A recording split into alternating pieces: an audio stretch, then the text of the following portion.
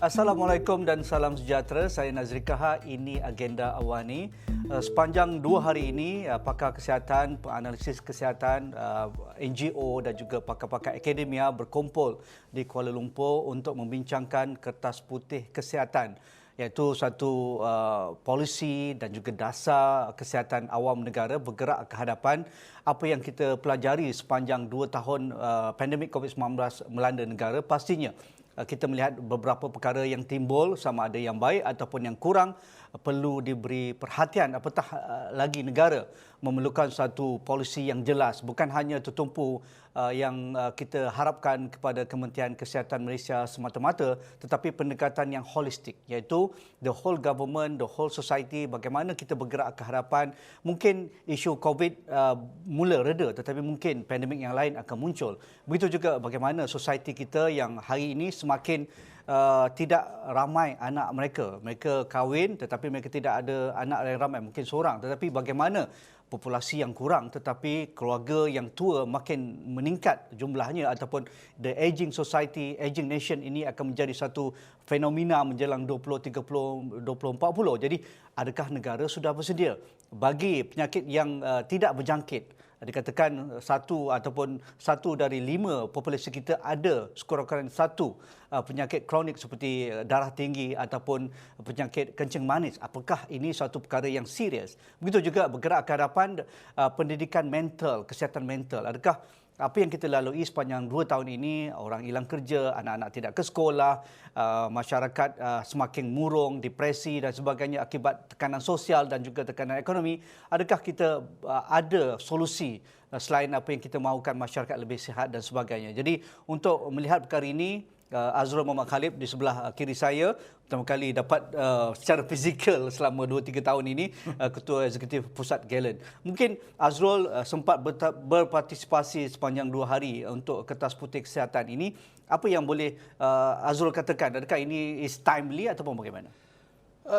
Sememangnya apa yang dibincangkan selama 2 hari ini membawa harapan sebenarnya kepada pihak profesional dalam bidang kesihatan ini, terutamanya yang dalam kesihatan awam, yang melihatkan apa yang telah dipelajari akibat krisis COVID-19 yang melanda negara dan dunia selama 2 tahun ini, dan melihat bagaimana sistem kesihatan kita respon terhadap cabaran tersebut, dan juga bagaimana kita boleh memperbaiki atau menaik taraf aspek-aspek tertentu dalam sistem yang sedia ada. Dan masalahnya dalam persidangan sebegini, kalau dahululah kita tengok ni, kita kalau berbicara isu ni, kita sopan. Kita mungkin berlapik lah. Berlapik 2-3 lapis, beat around the bush, tak nak negatif dan sebagainya. Tapi apa yang sangat positif saya rasakan dalam perbincangan kali ini ialah refleksi atau pandangan yang cukup tulus dan berterus terang dalam apa cabaran yang dihadapi oleh para profesional kesihatan, dan terutamanya mereka yang merupakan benteng pertahanan bagi COVID-19, yang frontliner dan sebagainya. So ini adalah penting kerana acara ini, persidangan ini merupakan peluang bagi semua yang hadir, iaitu 400 orang lebih, untuk bertukar pandangan, dan juga mendengar visi dan juga aspirasi yang dikongsi oleh Menteri Kesihatan bagi hala tuju bagaimana sistem kesihatan Malaysia akan diperkembangkan atau imagine untuk 5 tahun atau 10 tahun yang akan datang. Dan ini adalah penting kerana ia memberikan semangat yang baru dan nafas baru, saya rasakan, bagi membolehkan kita semua melihatkan diri masing-masing memainkan peranan yang penting dalam merealisasikan aspirasi tersebut. Apa yang Azrul rasakan sepanjang 2 hari ini yang begitu terkesan dalam sesi 2 hari ini, yang benar-benar refreshing, berterus terang, apa yang kita pelajari sepanjang 2 tahun? Kerana nak ataupun tidak, pastinya ada flops, ada loophole, ada blind spot sepanjang kita menangani COVID.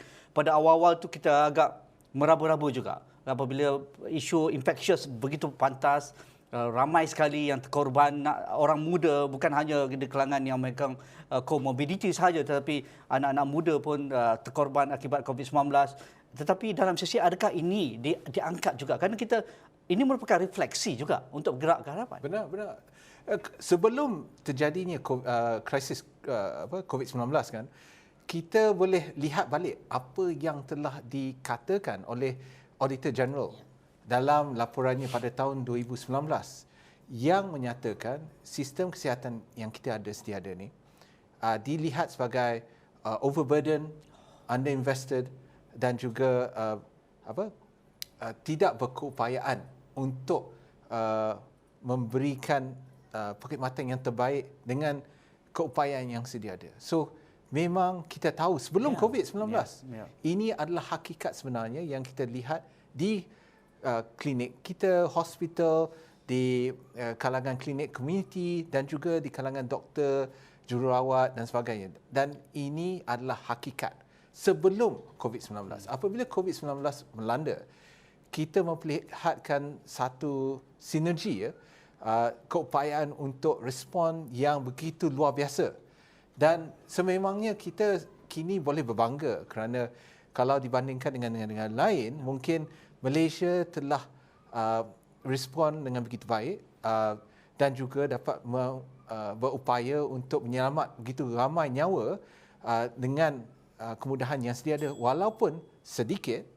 Tetapi hakikatnya kita melihat di Malaysia ini, apa yang terjadi ialah kadar kematian per kapita di negara ini adalah lebih tinggi daripada negara-negara lain di Asia. Dan ada sebabnya ini berlaku. Dan ini termasuklah isu penyakit tidak berjangkit yang kebanyakan rakyat Malaysia yang ada yang overweight, obese dan sebagainya. Tetapi juga kita nak melihat balik keupayaan sistem kesihatan kita ni. Menteri Kesihatan baru-baru ini mengatakan dalam persidangan ini bahawa terlalu lama sistem kesihatan yang kita sedia ada, yang kita bergantung untuk 70% daripada penduduk di negara ini, telah lama dalam keadaan di mana dikatakan too little for too long. Dan ini memang satu keadaan yang kita take for granted lah. Sebab kita sebagai mungkin rakyat yang tidak dalam sistem tersebut, kita take it for granted lah. Betul. Yang kita boleh ke private dan sebagainya. Kita bayar RM1 atau RM5 untuk pergi ke dapat klinik, yang hospital kerajaan. Dan kualiti servis kesihatan adalah seperti mana you dapat dekat Singapura dan sebagainya. Ada sebab kenapa orang datang ke negara kita untuk dapatkan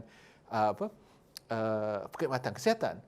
Tetapi hakikatnya ia tidak boleh diteruskan. It's not sustainable.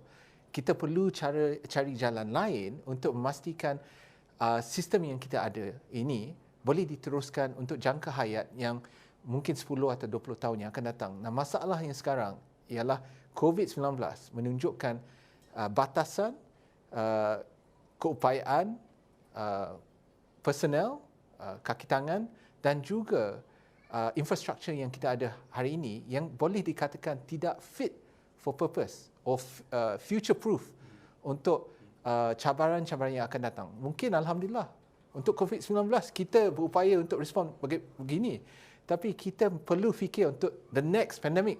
Dan inilah yang ditakuti oleh para kesihatan awam, iaitu kalau hari ini kita boleh survive COVID-19, bagaimana dengan pandemik yang seterusnya. Dan itulah apa yang diperbincangkan untuk 2 hari ini, ialah bagaimana untuk kita future proof, membina keupayaan sistem kesihatan kita untuk menangani cabaran-cabaran seperti penyakit tidak berjangkit, aging population yang semakin tua dan juga isu mental health. Okay. Azrul, dikatakan dalam persidangan ini juga Menteri Kesihatan Saudara KJ mengangkat bahawa sudah sampai masanya pihak kerajaan melihat KDNK ataupun pelaburan ataupun dana yang diperuntukkan setiap tahun kepada Kementerian Kesihatan perlu ditambah dengan signifikan, kerana berbanding apa yang dilihat selama ini seolah-olah pelaburannya amat tidak memadai dengan cabaran, dengan ruang lingkup yang terpaksa Kementerian Kesihatan lakukan dengan kapasiti yang sedia ada. Adakah kita perlu juga melihat ia seperti bidang pendidikan, ia juga seperti bidang pertahanan, kesihatan juga sudah sampai masanya perlu dilihat sebagai satu portfolio yang amat penting untuk menjadikan Malaysia sebagai sebuah negara sihat. Hakikatnya, isu kesihatan sebenarnya adalah item yang kedua terbesar dalam bajet persekutuan. Kalau kita tengok federal budget, memang setiap tahun dia sama ada 2 atau 3. Tapi sekarang ni memang 2 lah. So, ia kalau kita tengok untuk tahun ni 32 bilion. 32 bilion dan untuk pendidikan kalau dulunya 60 bilion dan sebagainya. Tapi rasanya dah kurang lah sikit. So, isu sekarang ialah how much do you need? Apa yang sebenarnya diperlukan? Dan Menteri Kesihatan mengatakan target ialah untuk 5%. So beliau mengatakan pada Yang Amat Berhormat Perdana Menteri hari itu 5. Only need to remember 5. 5% saja yang kita ingatkan dan ia merupakan hampir 100% daripada apa yang ada sekarang. So kalau kita cakap 32 bilion, kita sekarang melihatkan 64 bilion. So masalahnya sekarang ialah bukan sahaja dari segi dana tersebut dan amount yang diperbincangkan, tapi bagaimana kita membelanjakan wang yang besar, yang 100% lebih daripada apa yang kita ada sekarang. Dan memang kita tidak serupa dengan negara-negara lain yang mungkin 7%, 8% dan 9% daripada GDP mereka. Dan ia memperlihatkan perbezaan bagaimana kita melabur isu kesihatan ini dari segi dana yang dibelanjakan. So, kita lihat model-model seperti apa yang ada dekat Singapura, dekat UK, Australia dan sebagainya. So, kita nak yang macam mana? Seperti Jepun. So, hakikatnya untuk kita sampai ke tahap itu, kita perlu pelaburan yang lebih besar. So, kita perlu lihat isu kesihatan ini bukan sebagai expenditure, tapi investment. Pelaburan yang perlu bukan untuk kita saja yang ada sekarang, tapi untuk anak dan cucu kita di masa yang akan datang. Dan sekarang ni apa yang dirumuskan oleh kerajaan dan juga pada para analisa dan sebagainya, pelaburan yang kita buat hari ini tidak mencukupi untuk kita meneruskan sistem yang kita ada sedia ada untuk masa yang akan datang. Tidak kalis masa depan. Memang tak kalis dan ia boleh kita katakan broken. Fragile. Broken. Bukan fragile, broken. Dan ini hakikat. Apa maksud Azrul katakan broken? Kalau kita tengok dari segi kaki tangan contohnya. Dan kaki tangan perubatan bukannya senang untuk kita latih mereka. Melatih. Kita perlu bertahun lamanya untuk bukan sahaja untuk dilatih pada basic tapi pada specialist kepakaran yang ada. Dan apa yang berlaku ialah mereka akan pergi ke swasta contohnya, migrate, pergi ke negara lain dan hakikatnya ramai pakar-pakar kita yang dikira sebagai pakar di dunia sekarang bekerja di UK, di Australia dan sebagainya, Singapura. So bagaimanakah kita perlu merancang atau membuat strategi agar membolehkan pakar-pakar baru yang atau menarik mereka yang sudah tinggalkan Malaysia untuk pulang ke tanah air untuk berkhidmat dalam perkhidmatan awam. Dan ini adalah cabaran yang besar kerana selepas COVID-19 apa yang berlaku ialah ramai medical officer, pegawai perubatan yang kalau bahasa Indonesia capek, penat dan memang burn out akibat apa yang berlaku semasa COVID. Dia meninggalkan terus sistem perkhidmatan awam, perubatan awam kerana dia tak boleh nak cope lagi. Nak cope dan sistem yang sedia ada tidak mampu. Adakah ini juga termasuk yang kita debatkan, isukan sekarang, begitu ramai pegawai perubatan muda kontrak yang tidak berpuas hati dengan skema perkhidmatan mereka. Adakah ini diadres dalam persidangan? Ini sebahagian daripada isu tersebut dan malangnya walaupun ada satu sesi yang diketengahkan isu itu dengan major tapi masalahnya ialah tiada penyelesaian yang dikemukakan.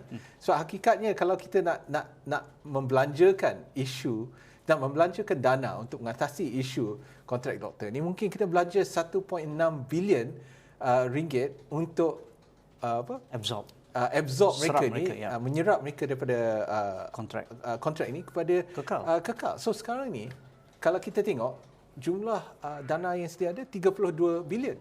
So kalau kita ambil 1.6 bilion ni dah cukup besar kan. So betul. Kita ada isu lain dan sebagainya. So memang hakikatnya ialah benar apa yang dikatakan oleh YBKJ, iaitu too little for too long, dan expected kita untuk perform miracles dalam isu tersebut, dalam memberikan layanan kesihatan yang kualitinya kita of course expect yang terbaik, walaupun hakikatnya bukannya semua orang yang membiayai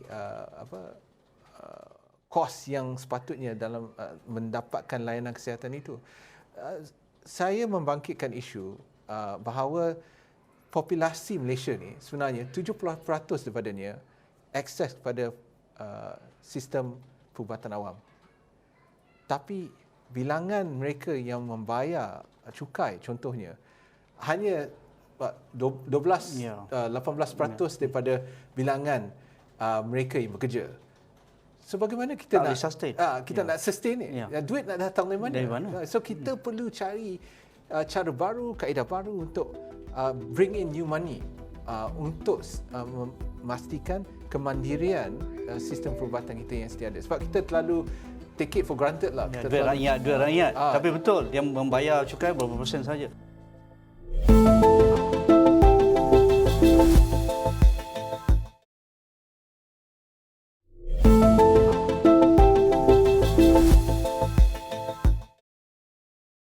Azrul, berkaitan dengan aging nation ataupun aging society yang dikatakan akan menjadi sebuah negara menua menjelang 2030 kalau kita dengan sistem yang sedia ada, kelahiran yang sedia ada, pastinya populasi yang kecil semakin hari semakin membimbangkan apabila orang muda kita apabila mereka berkahwin, mereka tidak mahu ada anak yang ramai. Dari aspek ekonomi, dari aspek fertility, kesuburan, dari sudut ekonomi, masa depan, buying power dan sebagainya. Tetapi dari aspek kesihatan, mengapa ini menjadi satu agenda negara, bukan agenda Kementerian Kesihatan? The aging society is satu yang serius. Kalau kita belajar dari negara-negara yang mapan, yang sudah ada sistem yang progresif berkaitan negara menua seperti Jepun, Australia, New Zealand, mereka sudah proaktif sejak 2-3 dekad yang lalu. Memang. Mengapa kita bergerak lambat dalam hal ini?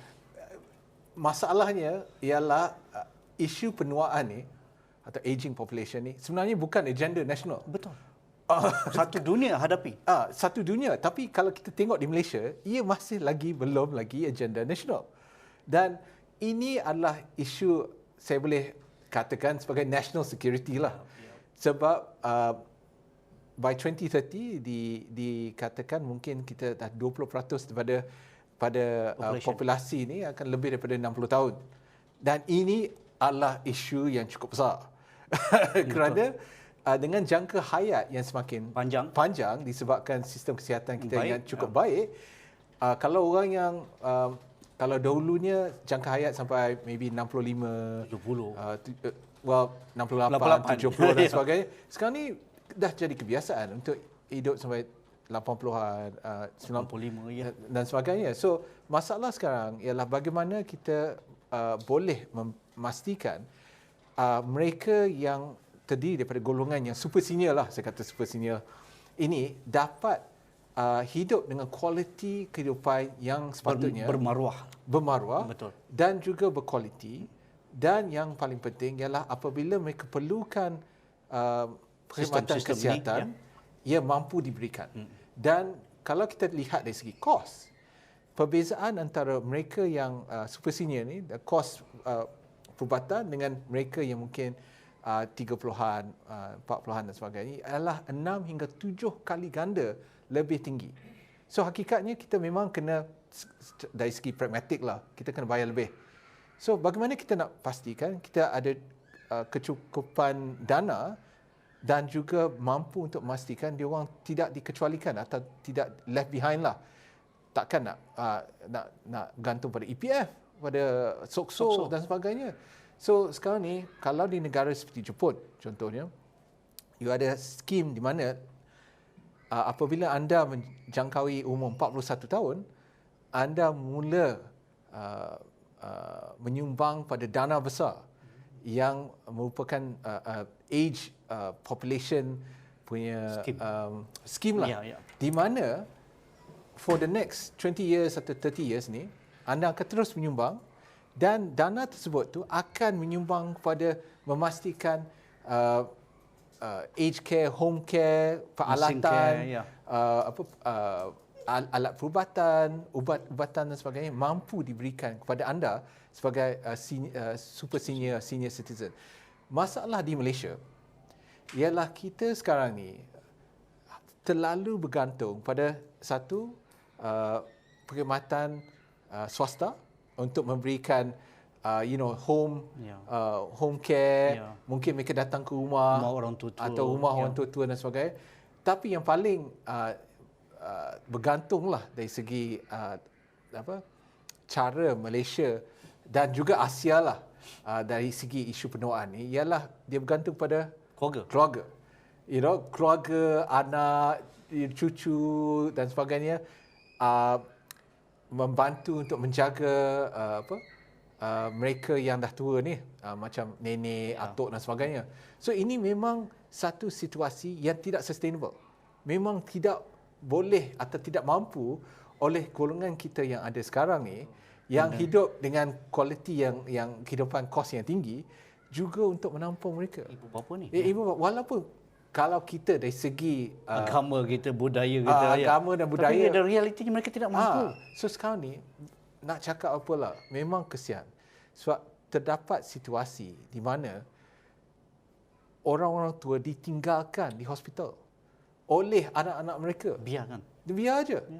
And then you dah drop off untuk rawatan, lepas tu tak ambil balik. So memang semakin banyak kes-kes ini terjadi sebab bukan disebabkan mereka kejam, tapi mereka tidak mampu.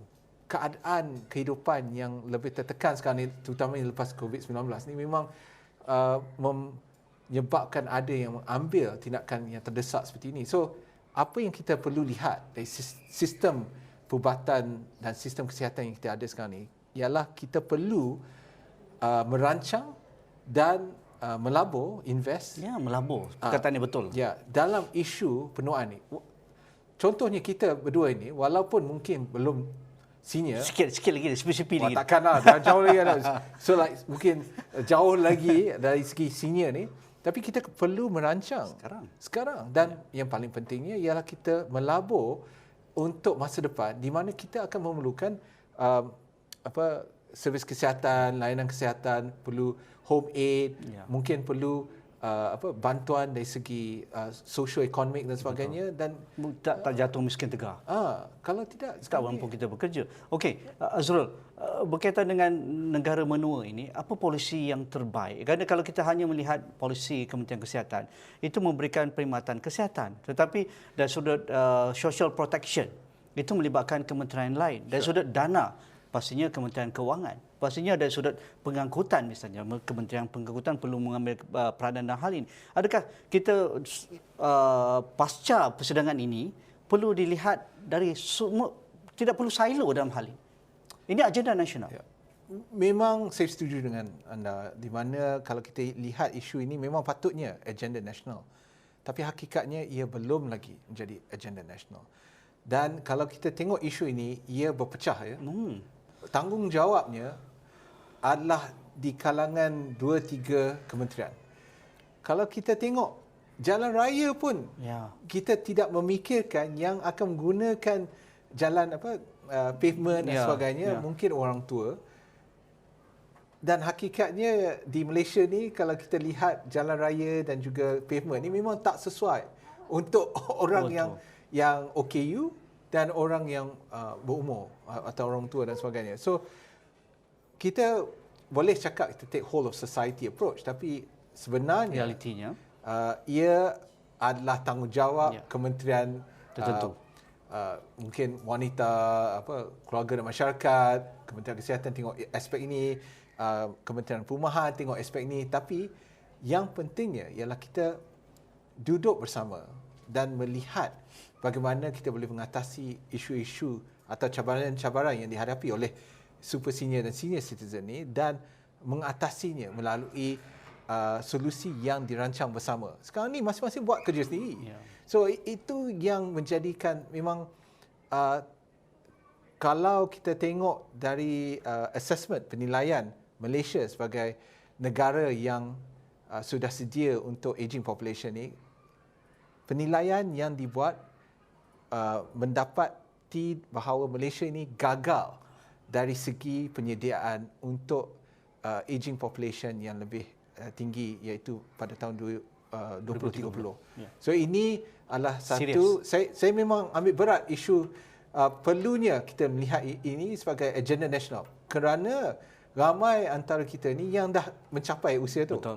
Dan orang muda semakin kurang. Ya, dan mereka yang semakin tua ni being left behind, ditinggalkan. Betul. Sebab yang kita fikirkan sekarang ialah hanya untuk keperluan mereka yang produktif, dapat pergi kerja, ada kereta, boleh jalan kaki dan sebagainya. Tapi orang yang senior dan sebagainya, kita fikir tak apalah. Left behind.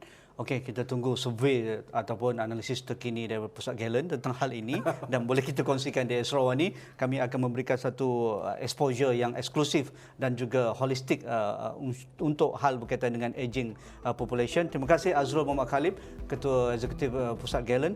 Itu sahaja perbincangan kami tentang Kertas Putih Kesihatan. Sekian saja bersama saya Nazrika. Assalamualaikum. InsyaAllah kita jumpa lagi.